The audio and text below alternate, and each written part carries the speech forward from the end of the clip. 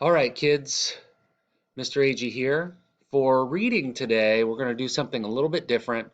Normally, you get a little tiny reading lesson and then you get some time to do your own reading. Well, I still would like for everyone to sign in to Lexia. So you're going to use your reading time today to sign in to Lexia, and you are going to either begin your placement test because there's about half of the class that has not even started their placement test that I assigned earlier in the week, or you continue your placement test, or you do the activities that are assigned to you in Lexia.